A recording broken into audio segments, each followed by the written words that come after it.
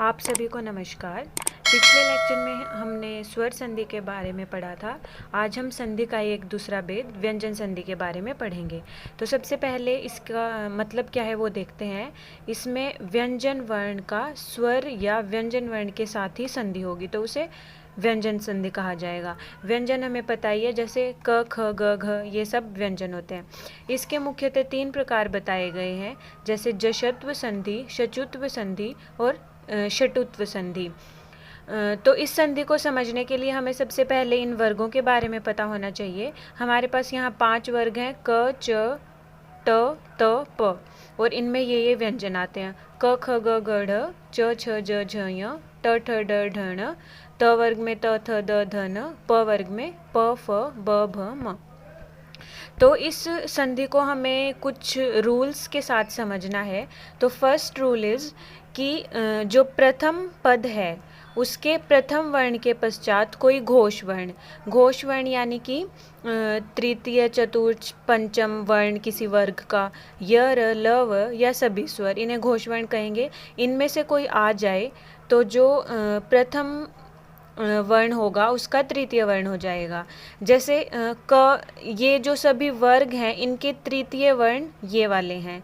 तो अगर हम एग्जाम्पल देखें तो क का ग में परिवर्तन, जैसे वाक प्लस ईश, तो जो क है उसको ग हो जाएगा यानी कि वागीश। दिक प्लस गज, क को ग हो जाएगा यानी हो गया दिग्गज। ट का ड में परिवर्तन, षट प्लस आनन, ट जैसे ट वर्ग का तीसरा ड है तो ट को ड हो गया तो बन गया षडानन। षट प्लस यंत्र बन गया षड्यंत्र। त का द में सत प्लस आशय सदाशय, और उत प्लस तो त को क्या होगा द, तो उद्घाटन बन जाएगा। उसके बाद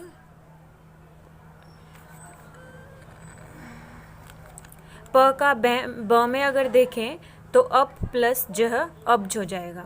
फिर उसके बाद अगला जो रूल है, यदि जो स या त वर्ग से पहले या फिर उनके बाद में श या च वर्ग का कोई एक वर्ण आए तो स को श में और त वर्ग को च वर्ग में बदल दिया जाएगा। जैसे त या द के साथ च आ जाए तो च हो जाएगा। उद प्लस चारण हो गया उच्चारण, सद प्लस चेष्टा हो गया सचेष्टा। त या द के साथ छ आ जाए तो छ हो जाएगा। उद प्लस छेद हो गया उच्छेद, सत प्लस छात्र हो गया सच्छात्र। त द के साथ ज आए तो ज हो जाएगा। सत प्लस जन सज्जन हो गया, उद प्लस ज्वल उज्ज्वल हो गया। त द के साथ झ आएगा तो झ हो जाएगा। महत प्लस झंकार महझंकार। फिर त द के साथ ट आए तो ट हो जाएगा। तद प्लस टीका तट्टिका, सत प्लस टीका सट्टिका। फिर त द के साथ ल आए तो ये हो जाएगा। उद प्लस लेख उल्लेख, तत् प्लस लीन तल्लीन। उसके बाद अगला जो रूल है जिसे चतुर्थ संधि बोला गया है, यदि प्रथम पद के अंत में किसी वर्ग का तीसरा वर्ण आए या दूसरे पद के प्रारंभ में पहला दूसरा वर्ण या श श स में से आए तो जो प्रथम पद के अंत वाला है वो अपने ही वर्ग के प्रथम वर्ण में बदल जाएगा।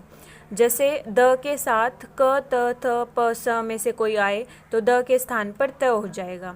उत प्लस कर्ष उत्कर्ष, जैसे हमने यहाँ पे ये वर्ग देखा था तो इस वर्ग का पहला है त, तो जो द है वो त में बदल जाएगा। द त में बदल उत्कर्ष हो गया। तत्प्लसम तत्सम हो गया। उद प्लस स्थान उत्थान हो गया। उद प्लस कीर्ण उत्कीर्ण हो गया।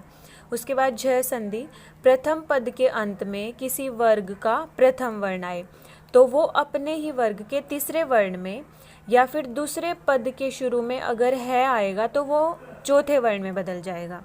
इसके अगर उदाहरण देखेंगे तो उद प्लस हत उद्धत, तत् प्लस हित तद्धित, और उत प्लस हार उद्धार। उसके बाद अनुनासिक संधि,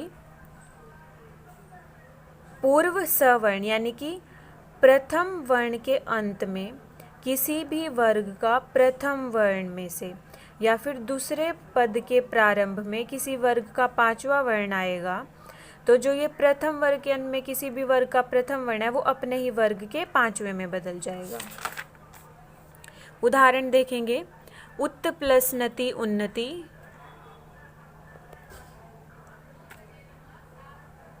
सत प्लस मार्ग सन्मार्ग, चित्त प्लस मय चिन्हमय, षट प्लस मुख षणमुख। फिर अनुनासिक संधि का ही जो यहाँ पे दूसरा रूल बताया गया है, प्रथम पद के अंत में स्वर रहित म, दूसरे पद के प्रारंभ में किसी वर्ग का कोई वर्ण। तो जो प्रथम पद के अंत में स्वर रहित म है उसका अगले वर्ण के पांचवें वर्ण में और उसके आगे कोई स्वर वर्ण आए तो उस स्वर वर्ण की मात्रा स्वर रहित म वर्ण में जुड़ जाएगी। जैसे कि अगर एग्जाम्पल देखेंगे तो म प्लस क से म के साथ क से लेकर म तक का कोई वर्ण है तो वो पंचम वर्ण में बदल जाएगा। सम प्लस जय संजय, चम प्लस चल चंचल, अहम प्लस कार अहंकार। उसके बाद अगला रूल है, प्रथम पद के अंत में स्वर रहित म या दूसरे पद के प्रारंभ में सभी वर्गों को छोड़कर अन्य वर्ण जैसे य र ल व श श स इनमें से कुछ आएगा तो म का अनुस्वार हो जाएगा। आगे कोई स्वर वर्ण आए तो स्वर की मात्रा स्वर रहित म में जोड़ देंगे। सम प्लस हार संहार, सम प्लस लाप संलाप, सम प्लस शेप संक्षेप। अब कुछ ट्रिक्स हैं। हमने संधि को देख लिया, पर अगर विच्छेद करना है तो उसके लिए यहाँ पे कुछ ट्रिक्स बताई गई हैं। जैसे आधे के साथ पूरा वर्ण भी हो, च आधे च के साथ पूरा च, आधे ज के साथ पूरा ज, आधे न के साथ पूरा न, आधे ट के साथ पूरा ट, आधे ल के साथ ल। तो जो ये आधे आधे वर्ण हैं इनको हटाकर इनका तय कर देंगे। जैसे सत चरित्र है तो जो च है उसको त हो जाएगा तो बन गया सत प्लस चरित्र। और उच्चारण में जो ये आधा च है इसको त हो जाएगा तो ये बन गया उत प्लस चारण। फिर अगला रूल है संवाद, यानी कि ये जो बिंदु वाले हैं तो इनमें बिंदु को म हो जाएगा, इसका हो जाएगा सम प्लस वाद विच्छेद, इसका ये होगा। और चंचल में होगा चम प्लस चल। उसके बाद अगला रूल है, अगर श ठ एक साथ होगा तो उसको स थ हो जाएगा तो निष्ठुर का होगा निष्ठुर।